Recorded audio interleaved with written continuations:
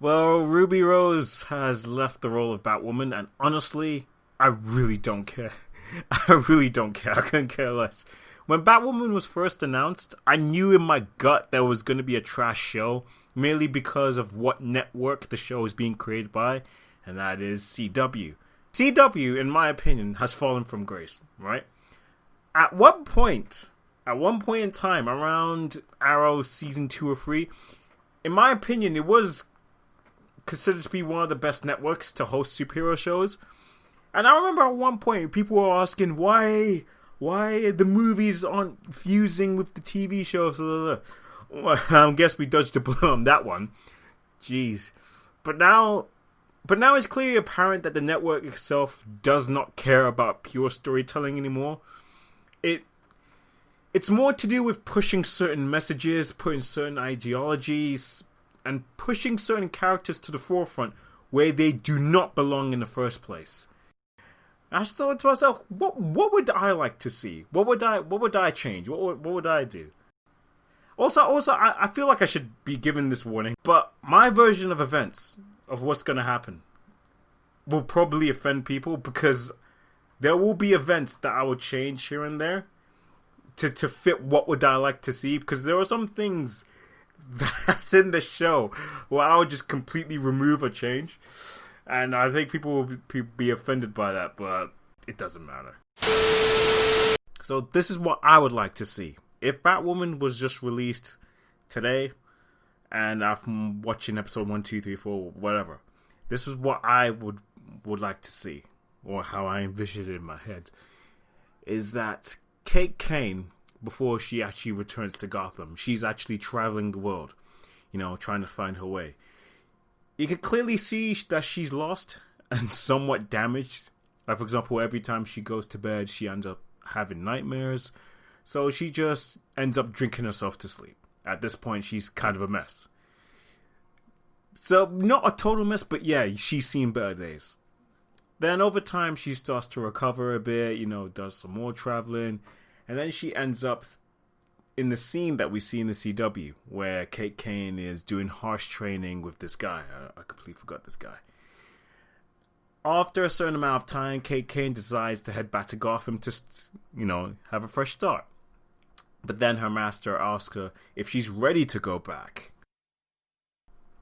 hinting at there's something in the past that made her not go back to Gotham earlier. And this is where we get the backstory, where she goes to the military. I know in the CW it's the Academy for the Crows, but in my version it's the military. She joins the military because, she wants to serve her country, all that generic jazz.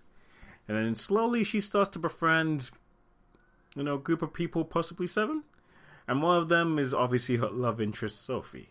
And then blah, blah, blah, over time they became close, all that jazz. In the CW Batwoman show, Kate Kane quits the Academy because of their stance of her sexuality after it was revealed. And Sophie, the love interest, stayed behind and took different options. And that's why there's tensions between them two in the show. In my version, the secret never got out. Them two are cool. Them two and the group of friends made it through boot camp. And honestly, the reason why I done this is because I didn't want actions in this world to be affected just solely because of her sexuality. In this day and age, it's kind of cliche, and again, I'm not saying that it doesn't happen in real life. I'm not. It's for me, it feels like it's a cheap trope to use to make us, pull our heartstrings, to make us engage with it. I would rather Kate Kane affect the world around her based on her character, not her sexual orientation, if that makes sense. So, after they graduate the boot camp, maybe even other obstacles, they're finally part of the military. Doing generic shit, doing tours, getting into firefights. And the group of 7, including Sophie and Kate, they became very close. And then time passes, and then one day, back at base, they're chilling, they've gone comfortable with one another. And of course, the topic of Kate's sexuality came up. And it wasn't antagonistic either, because at this point in time, the group of people that Kate's with, they're very close because they went through a lot. And, at that base, everyone's, telling each other's, their past and stuff like that. So when Kate Kane's sexuality came up, if it was me, I would make this moment very wholesome.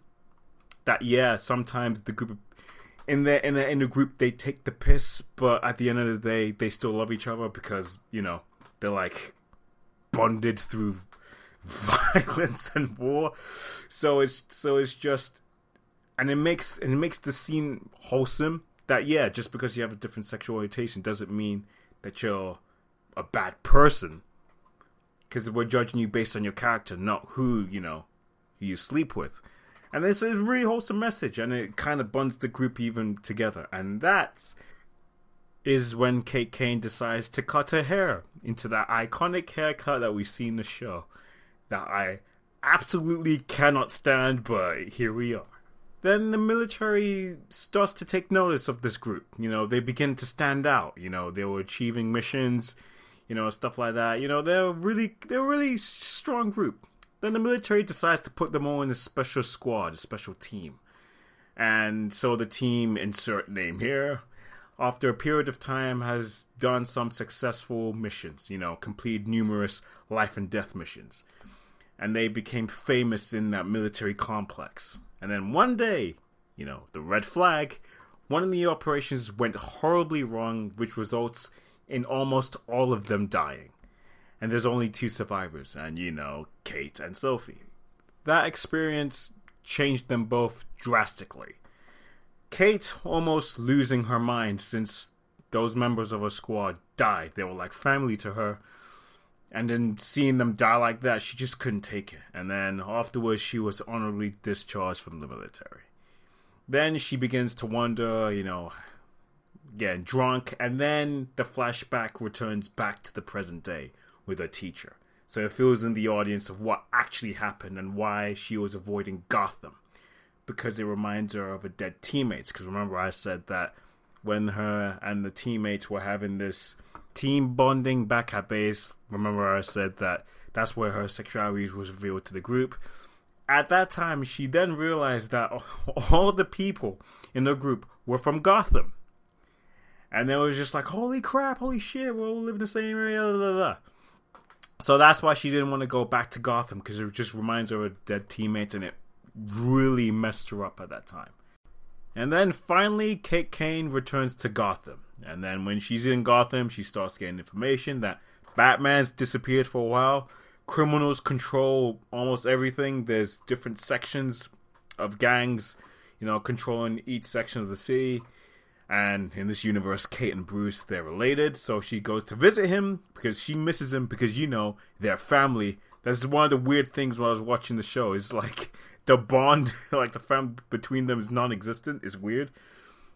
And then in my story, Kate visits Wayne Manor, to visit Alfred.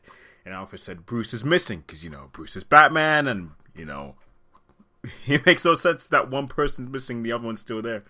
So Bruce is missing and she's shot because, that's her family. That's what you're supposed to do. And then she goes to Gotham PD, tries to file a missing person report. And then, they're very lackluster about it. And then she creates drama. And then she meets Jim Gordon. And then Jim Gordon explains to her, the force is stretched too thin. There's too many criminals, control too many parts of Gotham. And there's also another problem with dirty cops, blah, blah, blah. You get the drift. And then, Jim Gordon feels sorry for, Kate Kane. He then points the direction towards Lucius Fox. Maybe he could help out. He has some connections. And then she goes to Wayne Tower, and then meets Lucius Fox, talk about Bruce.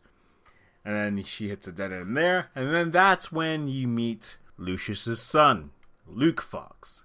And then they get to know each other and then blah, blah, blah. You get the thing. And then Kate and Luke, when walking down the street, she's depressed. She can't find Bruce and stuff like that. They run into a gang. And then, they try to defend themselves, the gang. And then this is where you see Gate's battle style. She's not a brawler, especially when it comes to her fighting men. So she has this stealth kind of fighting style. And then this action scene, it kind of shows that, and her use of guns, because she has a gun, or maybe she takes a gun from one of the gang members, and she uses it. So she's actually employing her military training and uses that stealth aspect of it. And then Luke Fox reveals to her, to be Batwing. Well, he used to be Batwing, but then something happened which he can't, wear the suit anymore. And then he takes Kate to Wayne Manor again and talk to Alfred and say, yeah, she's cool, all that. And then they go to the Batcave. I always liked the Batcave to be there, because in the show it was in the tower. And I guess it makes sense. I guess he could make two bases. But I don't know. I always liked it to be in Wayne Manor. And then it shows the reveal of the Batcave. And it shows, the bat suit.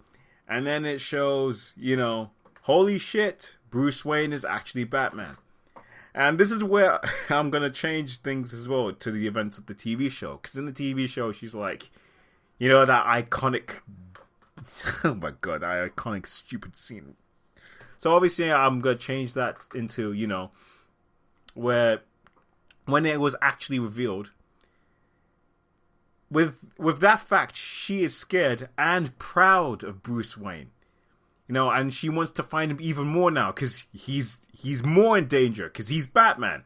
Because if they find out he's Batman, he's effed.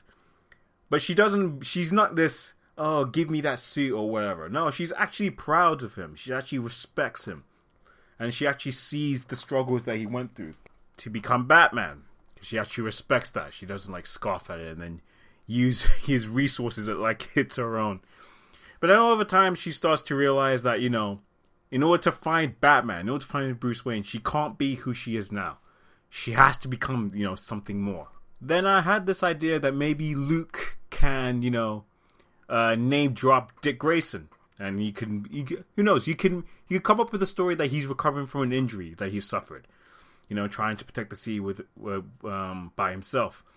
And, he meets up with him, and, they get to know each other, stuff like that. They need to find Batman. He needs to find Batman, but he can't do anything. Luke also can't do anything. Then they have to at least not pass the mantle to her, but they need, someone out there to gain information. And then over time, they could give her the suit, and then over time, it could create into the more iconic Batwoman suit that we know and love. And, she dons the cape, tries to bring order into Gotham, and at the same time try to find out what the hell happened to Bruce, and, to find Batman so Batman could come back and finally restore order to Gotham. Stuff like that. That's the idea. That's the show that I would want to see. In my opinion, that's the show I'd want to see. But it's never going to happen. I'm going to have this abomination, wherever this show is. So yeah, that's my, shitty story of what I like to see. But I mean, I don't want to toot my own horn, but I think my version is 100 times better than what we got in the show. Hey, I could be wrong. If you think I'm wrong, then you feel free to comment. Anyways, thank you for sitting through this video.